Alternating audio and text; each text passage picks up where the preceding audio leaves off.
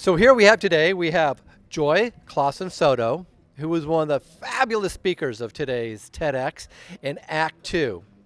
As a young person, Joy had probably a fascination and desire for filmmaking. You actually went to school for filmmaking, and then it took a different journey. Let's talk about that. Well, I was in film school and I was only about 3 months in when I found out that I had cancer, and I had to drop out to fight for my life. So instead of just letting my film school journey end, I decided to start filming myself and making a documentary on myself.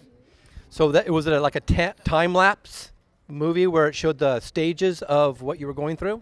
Well, it wasn't a time lapse, but it took you through the journey that I went on when I had cancer. Okay. Yeah.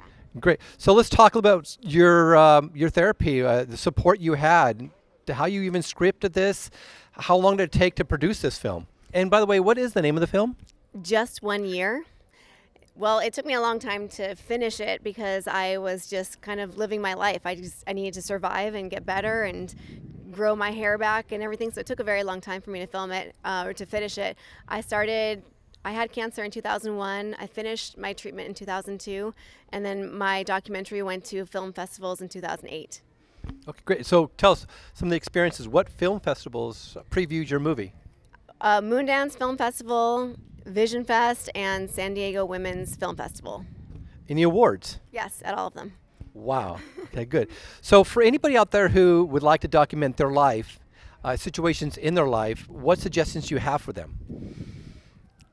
Get other people to film you as much as you can, because I had a whole lot of footage of myself talking, but it was harder for me to get all of that footage of other people around me or even me included in that footage.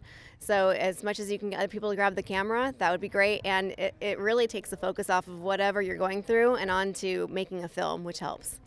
Excellent. And you are cancer-free, I understand. I'm cancer-free, yes. Wonderful. So let's talk a little bit about today's experience at TEDx Chula Vista. How did you hear about this event? Well, it was my dream to speak at a TEDx event, so I started looking at ones that were close by, and Chula Vista was one of them. So I applied, and I was fortunate enough to actually be chosen. Wonderful. Is this your first TEDx? My first TEDx, yes. And how would you explain your experience? It's been incredible, and it's a lot of work. It's not like you just get up there and speak about anything. We all went through a lot of work and coaching to kind of get to this point that we got to be on stage on that red circle and to give our speech and tell our story. So did you get a chance to listen to other speakers? And if so, can you point to a couple like ahas, epiphanies, or takeaways from some of the other speakers? Ooh, well, there's a bunch of great speakers out there. I think some of the takeaways are not to take things for granted, and I can tell you some of my favorite speakers. Please do. Jillian is one of my favorite speakers, and Steph is one of my favorite speakers.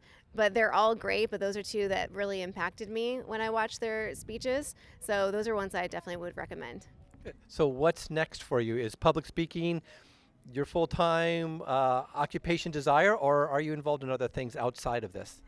I would like to do more public speaking, so that's the goal, is to start doing more of that. But I'm actually starting a program with a friend of mine called Mermaids of Hope, where we're going to take pictures. She's a photographer. Her name's Lisa Kaczynski, and she's a photographer here in San Diego, and she wanted to give back, and we're friends. And so we've teamed up, and so we're getting involved with Rady Children's Hospital, where she's going to take photographs of children who have cancer and just kind of make them feel pretty and like a mermaid for the day, and take just some fun photos of them.